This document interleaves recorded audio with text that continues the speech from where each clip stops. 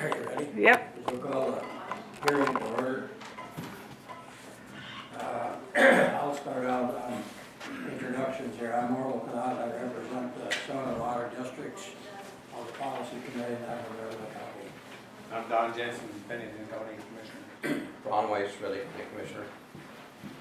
Grant Nelson, Pennington SWC. I'm Jim Kidman, excuse me, Red Lake Watershed Manager, representing the watershed. Okay. Myron, you want to tell us what the purpose of the hearing is? Sure, the purpose of the hearing today is to amend the Red Lake River One Watershed One Plan so that it can incorporate water management districts in two watersheds within the Red Lake River watershed. The two areas of concern or of, that would be amended would be the 4 projects of the Thief River West Side Flood Damage Reduction Project, as well as the Red Lake, or as well as the Black River Impoundment Project. So the history of it is that we did our One Watershed One Plan for the Red Lake River One Watershed One Plan, and at that time we did not incorporate in the plan to include water management districts. Since then, we had 2 projects that came to surface, and at that time the Red Lake Watershed District determined we needed water management district, or at least the capabilities for water management district funding. So at that time, the Red Lake Watershed District requested the policy committee to incorporate a water management district into the Red Lake River One Watershed One Plan. And that's what the hearing is for today, is to incorporate that water management district. I should also like to add that all the notices have been properly filed for this hearing. All copies of the notices are on file at the Red Lake Watershed District, as well as on the West Polk Soil Conservation District website. All the plan amendments, the plan amendment is up there, as well as the original plan itself. That's all? That's all. Presentation of proposed amendments, engineers. Have you guys figured out about who's going first? So as part of this presentations, we have 2 engineering firms, Nate Gallagher from HDR Engineering and Tony Norby from Houston Engineering. They both are engineers on 2 of the projects that we had mentioned previously, the Thief River Falls West Side Flood Damage Reduction Project, as well as the Black River Impoundment. So which of you want to go first? Tony Norby from Houston Engineering? Sure. And you'll be having discussions on the Black River Impoundment and the Water Management District that is proposed to be set up for that. So yeah, I'll first go with the Black River Impoundment Project. I don't know how familiar all you guys are with this proposed project, but just to give you an idea where it's at. You got Thief River Falls here, St. Hilaire here, and about 9 miles west is where the proposed project is going to be located.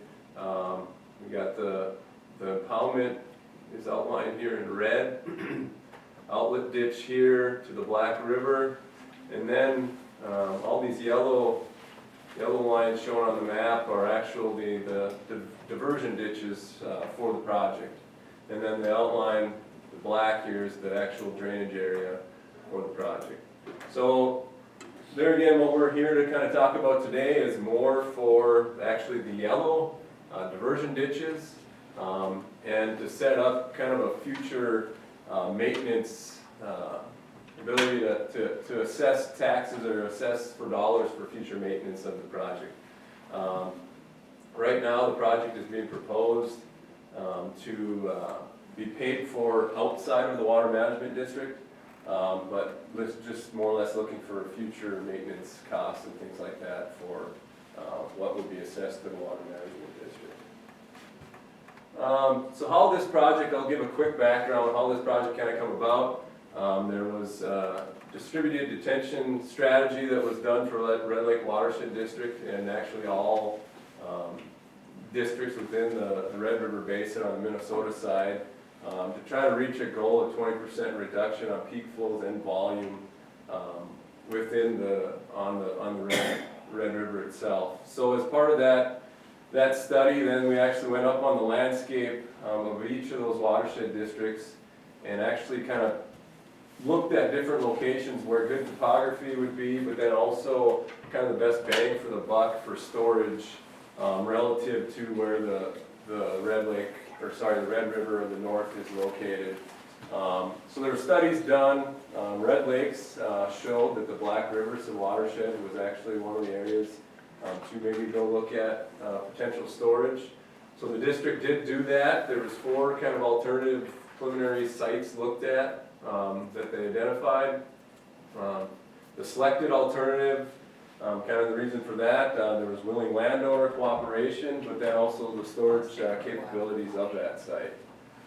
So the district decided to move forward with pursuing investigation of the site with engineering, and then ultimately last June in 2017, the district purchased some of the property where the impoundment site is, but then also got flowage easement on the other portion for the impoundment site. We kind of reviewed the project area here on that map on the cover. So what are we here for today? More or less is the water management district. So in order to establish a water management district, there's kind of 4 things we need to cover. So we need to define what the water management district area is, establish the amount necessary for charges, describe the method for determining the charges, and then establishing the length of time that it's going to remain in place or in force. So first, kind of the area of the water management district.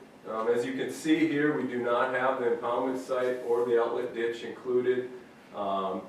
The watershed board decided kind of early on that any maintenance or future things that need to be done to that site and the outlet ditch would be done with their project funds and not something that would be assessed from the water management district. So we're just looking at pretty much the benefited area of those diversion ditches. So anything shaded in color here outlined kind of the drainage area, but then also there's a little bit of property here as well that we've included in the water management district at this time. There's different shadings on there. I'll get into that as well. Different service areas in the next slide. So as I mentioned earlier, the Black River project itself is being funded through other sources than the Water Management District. Those sources, currently what we're looking at and kind of what's been done in the past on similar projects like this is the watershed district themselves are involved with their project funds, and then the state of Minnesota FDR, Flood Damage Reduction Program, and then the Red River Watershed Management Board.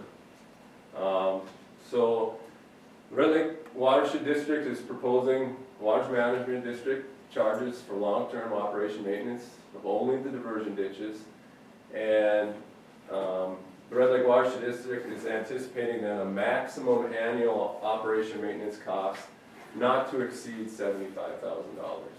So, you know, that would be the extreme, and a more, you know, cost for, say, mowing, maintenance, low cost years, it's probably going to be lower, somewhere, you know, maybe a 10 to 15,000. And I also think, you know, a lot of those maintenance or repairs, the district will be able to see those coming to where you're not just going to be jumping from 10 up to 75 and back down again, where you kind of would do some more of a gradual increase to cover those costs. Method for determining the charges. There again, as I mentioned earlier, there was those 4 different shaded areas on that map. Service area 1 through 4 is what they were identified. So service area 1 has more of a direct drainage benefit, direct drainage to the diversion ditches, which is in red here. Anywhere shown in red would be that service area 1 we're calling. So they have kind of that direct path to those diversion ditches. And then service area 2, kind of more of an indirect drainage to those diversion ditches through, which is in blue here, which would be through existing centerline culverts through County Road 3 here, or this blue area over here where they may have to modify some of their drainage patterns in order to get a direct benefit or direct drainage into the system. So that's service area 2 that was identified, and then service area 3, out here kind of in the yellow color, is more of a they don't have a direct drainage to the diversion ditch per se, but their water is within the drainage area. The water will come off the landscape, go through either diversion ditches along CASA 3 here eventually, or CASA 12, and then ultimately get to the impoundment site. So Tony, that white line that runs parallel with County Road 3 and goes north, Right here. that is presently a public drainage system. That is correct. That is Judicial Ditch 25 Branch 3 that currently runs up and into the system. As part of the project, we will have to improve a stretch of that, but the remaining portion, this water is going to get to the site regardless of what we do, to where we didn't feel necessary to go up and improve this as part of the project, since this water is already ultimately coming to the site. The reason for going up on some of these other locations is water currently wants to cut across the landscape through some coulees here and get into the Black River, to where we're going to cut that off with this diversion ditch and bring it south. And then this diversion ditch also allows us to capture and maximize our drainage area to the north, to where if we didn't include this diversion ditch, we would lose about, I think, 2 square miles of drainage area without that ditch. So the reasoning for less funding or less direct benefits or need for the areas in yellow is simply because their water already goes there. There's no provision to improve their drainage at this point. So therefore they're paying less because their direct benefit is less than those along the yellow. Correct, yep. And then service area 4, which is kind of this greenish blue color, kind of spotty throughout service area 1 and service area 3, is the National Wetland Inventory, NWI, non-farm wetlands that are identified on their map and on the landscape. So those would be assessed at a lower rate at that service area 4. So what does all that mean? With those 4 service areas, we've established then a level of service factor for each of those. So service area 1 being the one with ultimately, I guess, the most benefit to the diversion ditch. Service factor 5.33, service area 2, 4, 2.67 for 3, and then 1 for those non-farm wetland areas. So with that, this large formula here is ultimately how we would calculate the base rate, depending on, annually what the annual benefit or annual amount of money that would need to be levied to assess the maintenance for that year. So the base rate, based on this scenario, we have the maximum $75,000 set into place on this one, and you would then ultimately solve for the base rate. The base rate times the level of service factor times the area of each of those service areas for each of those 4 scenarios, and then that would equal the $75,000. So this is the worst case scenario based on the $75,000. So from that formula, I just got a couple examples here. With the acres that we've shown on the map, the service areas we have at a maximum of $75,000, that base rate would actually be $1.78, and then you times that by your level of services for each of the areas, service area 3, 2, and 1, and you'd get these numbers. So then your rate then at service area 1 would be about $9.47 per acre. Typical, maybe more of a typical where it's just more or less the only maintenance is mowing costs out there, maybe inspection, things like that, somewhere around maybe a $10,000 mark. That base rate would actually be about 24 cents per acre, and your highest amount then with that level of service of 5.33 would be about $1.26 per acre. Does this assessment here then, does that replace your, like if it's a county ditch, your assessed ditch taxes on that ditch for maintenance and everything, now is this This would be a similar, this would be a similar type. similar? For, Be for- additional, or is it gonna replace it? no, this would replace those, that JD 25 branch 3. So actually, we did have a hearing as well a while back on the project itself, and the ditch, the county had a hearing as well to go through if this project moves forward. The county is looking to abandon that portion of ditch that this ditch would overlay. Would they abandon that one all the way to the east? Also, the one in the yellow? That is correct. Okay. Yep, and that would be maintained by the water management district. Yep. So with that, kind of the length of time the water management district will remain in force. As I said earlier, there's no charge assessment that we're looking here from the water management district for the initial project cost. This is just for future maintenance.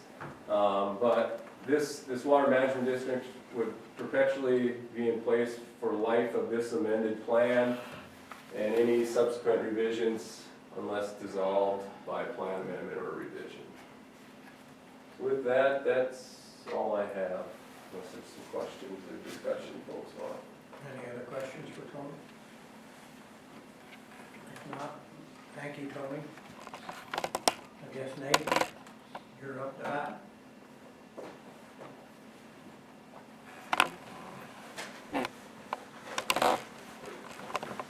I'm actually gonna just switch to my laptop. Tammy, is that a problem? Nope, that's fine. No? Okay, and close this. Perfect. Well, good morning all. Great to be here and see you all again. Hopefully, you paid close attention to what Tony said about the funding formulas, so, because mine are gonna be similar. The Thief River Falls West Side Flood Damage Reduction Project is pretty self-explanatory. It is intended to address a chronic and historical drainage and flooding issue on the west side of Thief River Falls associated with both County Ditch 70, which is the blue line here, as well as County Ditch 1 and other nearby systems on the both the city and the west side of Pennington County there. And how this all came to pass was we received a petition from the city and the county in October 2017 requesting that the watershed investigate this project, and essentially what amounts to be a diversion to the south. The goals of the project are to address the drainage issues within the CD70 system, to provide 100-year flood protection for urban areas, including the Digi-Key development and Articat area, as well as plan for future development that is expected to occur even near the hospital there and that whole corridor along Highway 32. And also importantly, because there was MnDOT work planned and county highway work planned, as well as Digi-Key development, all kind of within the next couple of years. So it was an opportunity to join forces with some of these other projects and really have a cost savings with work that can be done that would benefit multiple efforts and multiple agencies. So it's really been a perfect storm of agencies working together. Ultimately, we're looking at taking what is the 100-year floodplain on the west side of the community there and eliminating that and giving us all protection for years and years to come, as well as improved drainage. The alternatives that we looked at included possibly bringing water through the existing alignment of County Ditch 70, as well as maybe shunting it south along the bypass and then bringing it east to the Red Lake River, a couple different locations like this. And ultimately, the board has selected and the engineer is recommending an alternative that would bring it all the way south to a natural coulee that drops into the Red Lake River there along Highway 32, just a couple miles south of town. So that's kind of where things are headed. And in order to fund the project, we have come up with MnDOT, the Red Lake Watershed, the Red River Watershed Management Board, Pennington County Highway Department, as well as then this water management district that we're talking about today. And the city of Thief River Falls as well. Okay, so there are 4 requirements that we're going to try to address here this morning, and one of them is, well, what is the proposed water management district? Well, the first one is then that kind of that pink shaded area is the proposed water management district for this project, and it is essentially either the drainage area or the existing benefited area for those legal systems, whichever is greater. So we've kind of encapsulated the reality of the drainage area as well as the administrative function of assessed areas shown by that pink area there. And that is again for the Ditch 70 area as well as for portions of County Ditch 1. That is a little bit south down in here. So that's the area. And the formula and the method then, first of all, we set it up for a maximum of 1 million in terms of how much the water management district could pay as a portion of this project. But we do hopefully and fully expect that to become a smaller number, both with our estimates being conservative, but also we've been finding other sources of money and grants have been coming in, and it's kind of going in the right direction. So that method for determining those charges then, I tried to explain this to the watershed board and wasn't all that successful. Remember that, Gene? Yeah. But we're gonna try this again, and that is, depending on where you sit in that water management district area, you're gonna receive a level of service improvement. Or in some cases, not so much an improvement, just a better outlet, okay? So if you kind of follow the logic here, if you're already getting a 2-year drainage service now, and then really after the project you get about the same, well, then you're just gonna pay a base rate that everyone's gonna pay, because now you have an outlet improvement. Your water's going somewhere to a better outlet, so you're gonna pay a base rate. You kind of follow your way down then, now you're looking at, okay, right now I get 10-year drainage, but I'm gonna actually have drainage that is improved to a 25-year event. Well, now my level of service factor goes from 1.0 to 2.0 and so on, all the way up to 4.0, if in fact I'm receiving a benefit as great as I have a chronic flooding problem, I'm flooding every 2 years, to now I'm only flooding, or my drainage is only inhibited every 25, okay? So it's kind of an escalating level of improvement that then is reflected in how much you pay. Okay, and I'm going to actually give you some examples here coming up. But then the way that level of service factor is used then is it's just multiplied by the number of acres that you have in the water management district times the base rate times this escalation factor right here. Remember, that base rate will only be determined after the final number is established for the water management district contribution. So today we're trying to get it approved in this hearing for up to $1 million, but ultimately that base rate will be, let's just say $500,000 is what we ultimately charge the water management district. So then that base rate will be calculated based on that number, and that won't be known until construction. And quite frankly, when other funding sources come in and their costs are factored in as well. So it's a little bit of fluidity there, but we feel that the 1 million is adequate for this proposal and for this hearing, for sure. Okay, now here's the caveats that I'd like to bring to the hearing, and that is there's a lot of rural acreage in this water management district, as well as there's a lot of urban. And think about it this way, if I'm an agricultural producer and I have 160 acres, and then I'm a landowner in town and I have 1 acre, without these two proposed caveats, the landowner with 160 acres is literally paying potentially 160 times what the urban parcel would be assessed. So to address that, I've come up with 2 proposals. One is to cap having a maximum assessment outside the city limits of 20 acres per parcel. So, and we've already looked at the parcels that are out there. There's a lot of examples where this would really apply and be fair.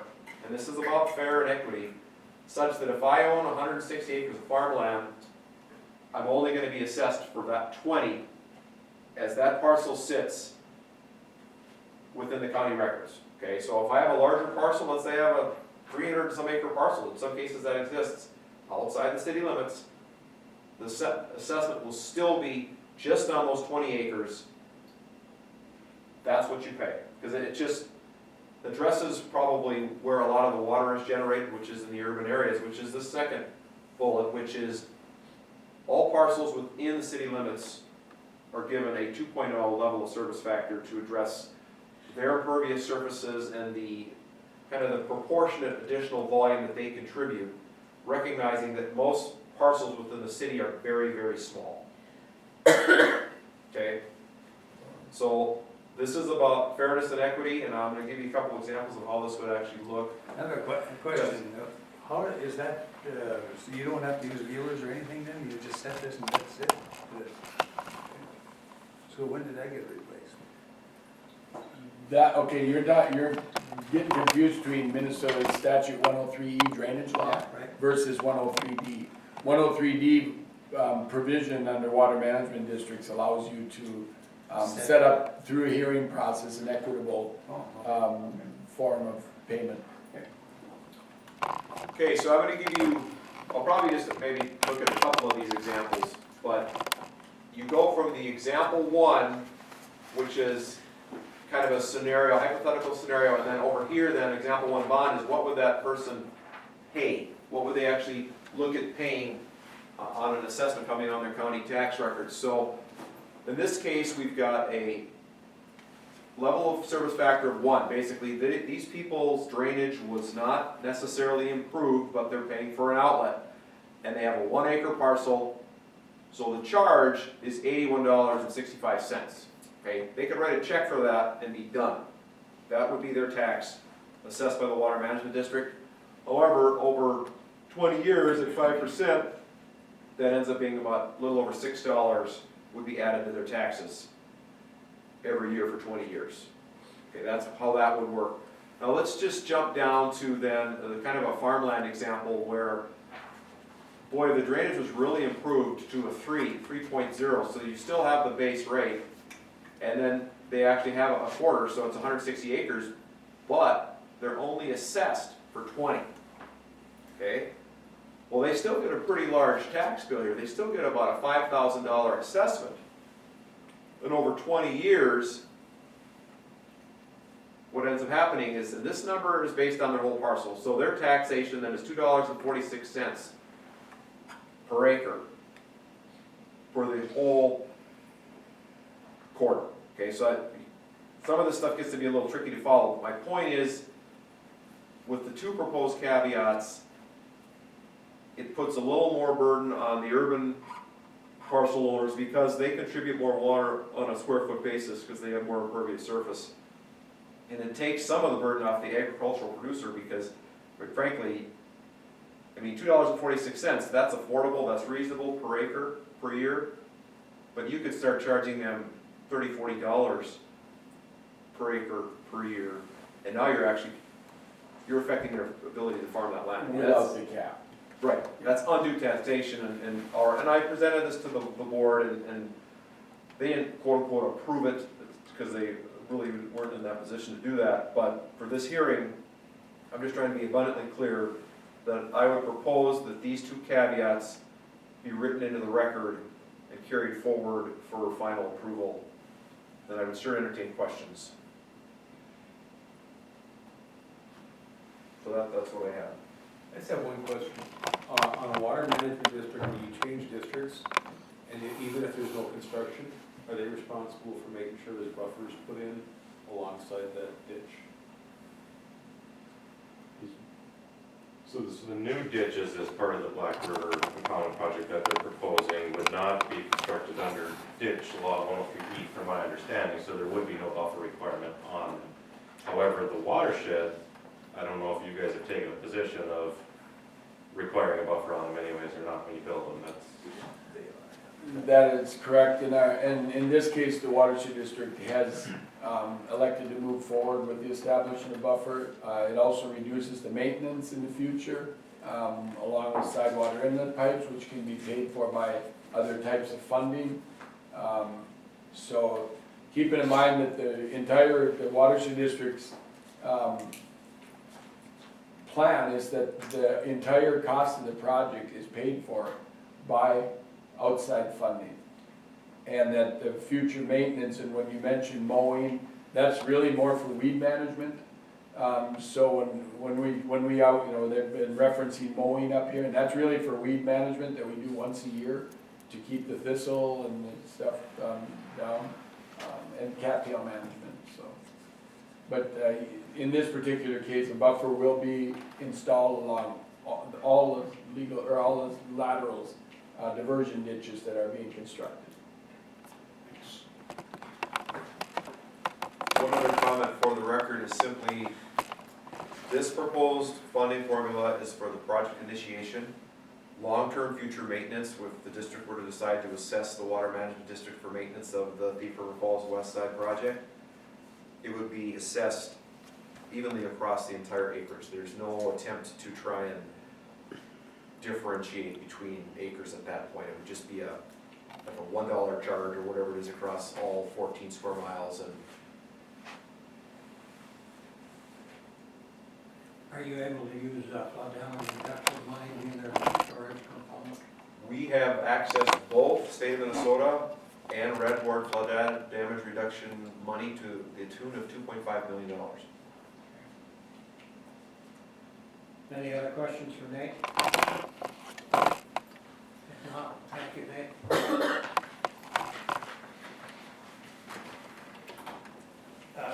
Public comment, Myron, you wanna? And Mr. Chair, I do have one public comment that was, through the comment period that was advertised. We received one from the Minnesota Department of Natural Resources. It was dated October 18, 2018. Mr. Jesney, Mr. Nelson, and Red Lake River Planning Group, thank you for the opportunity to review and provide comments on the proposed draft amendment to the Red Lake River One Watershed One Plan. It would appear this amendment for the addition of Appendix M of the Red Lake One Watershed One Plan is consistent with Minnesota Statute 103D 729 Subdivision 1. Area hydrologist Stephanie Clam is familiar with the project, seeking the establishment of the water management district status, and is in the past has reviewed the project proposal and permit requirements for the project with DNR rules and statutes, and continue to work with the Red Lake Watershed District on the project. The DNR is looking forward to working with the Watershed District and local soil water conservation districts on future projects in the Red Lake River One Watershed One Plan planning area. Any questions, feel free to contact Stephanie Clam at 218-681-0947 or stephanie.clam@state.min.us. Sincerely, Rita Albright, Northwest Regional Director. I don't know if you have any questions, I told them that I had directing of you, or just a direction to her, but in other words. Pardon me? I said if you have, the people who have any questions or comments about that, they're supposed to address them straight to her and not bring them up at this time here. No, so now you'd want to open it up to public comments here in the audience? Any other comments or questions in the audience? At this time, then, is there any comments from anybody in the audience? Questions?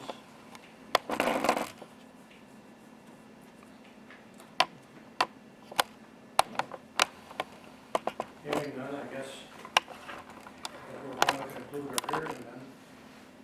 We'll close the hearing.